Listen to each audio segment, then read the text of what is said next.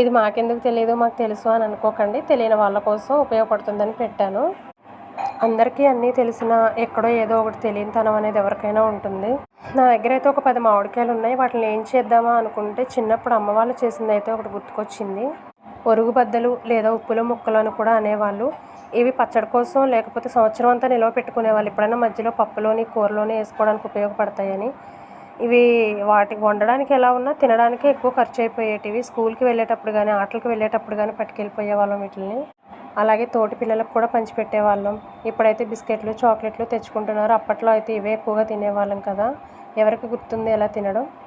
First అయితే మామిడికాయని శుభ్రంగా కడిగేసి తొడిమెలు తీసి తొక్కు మొత్తం చెక్కేయాలి. ఆ తర్వాత మనకి ఎలా వీలైతే అలా చిన్నగా అయితే చిన్నగా, లేకుంటే మీకు రాకపోతే పెద్ద ముక్కలైనా సరే కట్ చేసుకోవచ్చు. చిన్నగా కట్ చేసిన ముక్కలు అయితే తొందరగా ఎండుతాయండి, పెద్దవి అయితే కొంచెం టైం పడతాయి కదా, అందుకని మీకు వీలుని బట్టి కట్ చేసుకోండి. అలా కట్ చేసిన ముక్కలు మొత్తం అన్నిటిలోని ఉప్పు కల్లు వేసి కలుపుకోవాలి. సాల్ట్ అయితే వేయొద్దు, అలాగే పసుపు కూడా వేయొద్దండి. పసుపు మీకు కావాలితే తర్వాత వేసుకోవచ్చు. ఎంత ఉప్పు కల్లు పడుతుందంటే నేను 10 కాయలు కట్ చేశాను కదా, 10 కాయలకి చూశారు కదా నేను ఎన్నిసార్లు ఉప్పు చేతితో తీసుకొని వేసాను.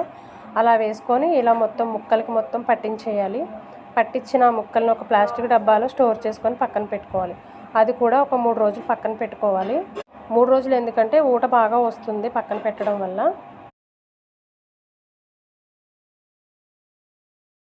కల్లుప్పు వేయడం వల్ల ఊట బాగా ఎక్కువగా వస్తుంది. అలా వచ్చిన ముక్కల్ని ఇలా గట్టిగా పిండేస్తే ఊట సపరేట్ అయిపోతుంది. ఇలా ఎందుకు ఉడకబెట్టానంటే ఉప్పులో ఏమైనా చిన్న చిన్న రాళ్ళు ఉంటే వచ్చేస్తాయి కాబట్టి ఇలా ఉడకబెట్టుకోండి. తర్వాత ఈ రెండింటిని కూడా విడివిడిగా ఎండబెట్టుకోవాలి. రసాన్ని సపరేట్గా గిన్నెలో పోసుకొని ఇలా ముక్కల్ని ఏదైనా టవల్ పైన లేకపోతే ఏదైనా కాటన్ దానిపైన ఎండబెట్టుకుంటే ఇలా పూర్తిగా ఎండిపోతాయి కదా. అలా ఎండిన ముక్కల్ని ఇలా మిక్సీలో వేసుకొని పొడి చేసుకోవచ్చు. ఆ రసం కూడా దాంట్లో వేసుకొని కలిపేసుకుంటే మనం కావాలితే పచ్చడిగా చేసుకోవచ్చు, లేదంటే స్టోర్ చేసుకొని పప్పుల్లోని కూరల్లోని కూడా వాడుకోవచ్చు.